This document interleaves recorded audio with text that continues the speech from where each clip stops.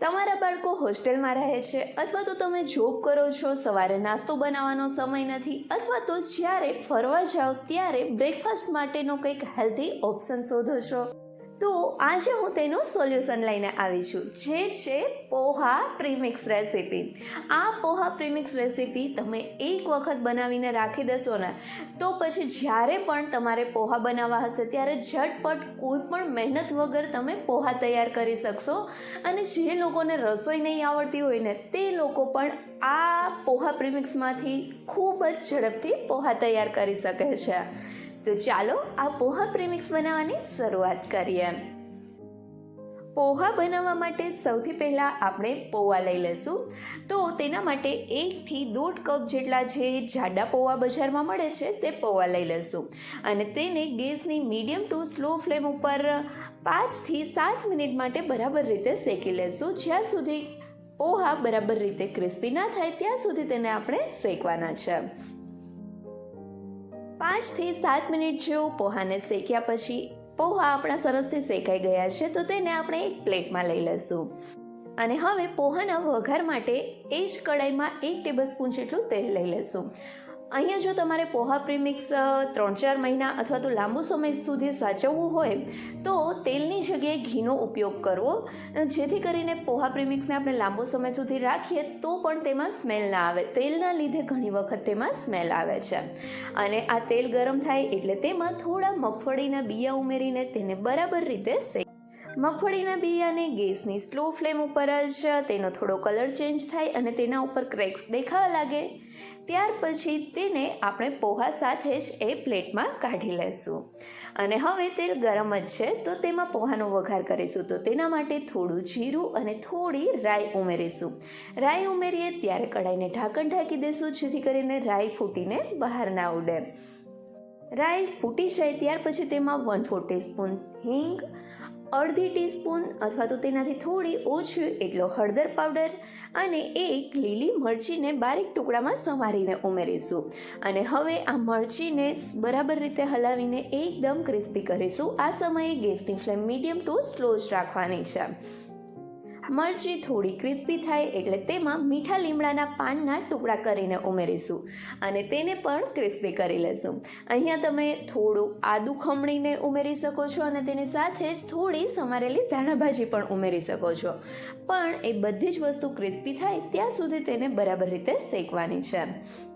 હવે મીઠા લીમડાના પાન અને મરચી બરાબર ક્રિસ્પી થઈ ગઈ છે તો તેમાં આપણે જે શેકેલા પોહા અને મગફળીના બિયા હતા તે ઉમેરીશું અને તેની સાથે જ આપણે બધા મસાલા ઉમેરવાના છે. તો પોહાને આ રીતે થોડા મિક્સ કરી લઈશું અને ત્યાર પછી તરત જ તેમાં બધા મસાલા ઉમેરીશું.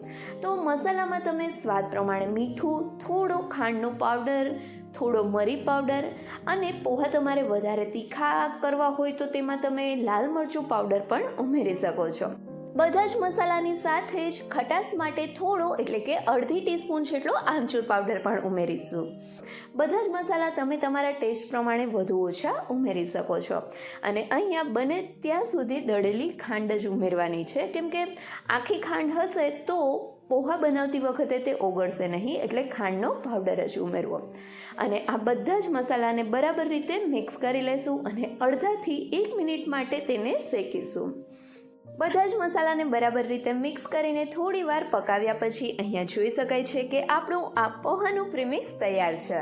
તો હવે આ પોહાના પ્રીમિક્સને થોડી વાર માટે ઠંડુ થવા દેશું. હવે અહીંયા જોઈ શકાય છે કે આપણું આ પોહા પ્રીમિક્સ એકદમ ઠંડુ થઈ ગયું છે.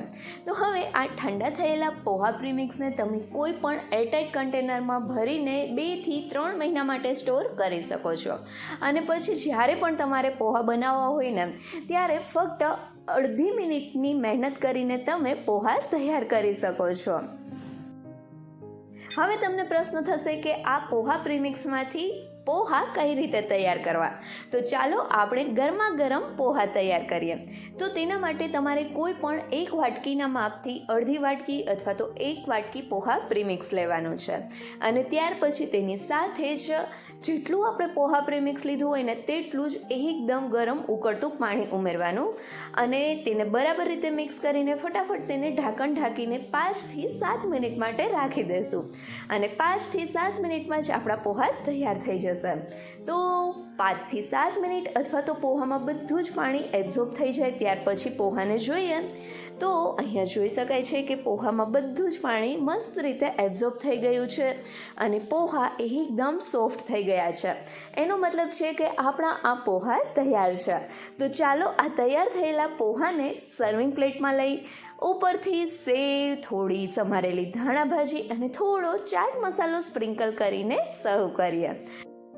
અને આ પોહામાં ખટાશ માટે લાસ્ટમાં તમે ઉપરથી થોડો લીંબુનો રસ સ્પ્રિંકલ પણ કરી શકો છો. તો છે ને આ પોહા પ્રીમિક્સમાંથી પોહા બનાવવા કેટલા સહેલા. તો હવે તમે પણ ક્યાંય ફરવા જવાના હોય, તમારા બાળકો હોસ્ટેલમાં રહેતા હોય અથવા તો બિઝી લાઈફમાં બ્રેકફાસ્ટ બનાવવાનો વધારે ટાઈમ ના રહેતો હોય તો આ પોહા પ્રીમિક્સ એક વખત જરૂરથી ટ્રાય કરજો અને મને કમેન્ટ કરીને કહેજો કે તમને આ રેસીપી કેવી લાગી. જો રેસીપી ગમી હોય તો વિડીયો લાઈક કરજો અને તમારા ફ્રેન્ડ સાથે શેર પણ કરજો. અને હા, મારી ચેનલને સબસ્ક્રાઈબ કરવાનું ભૂલતા નહીં. Thank you so much.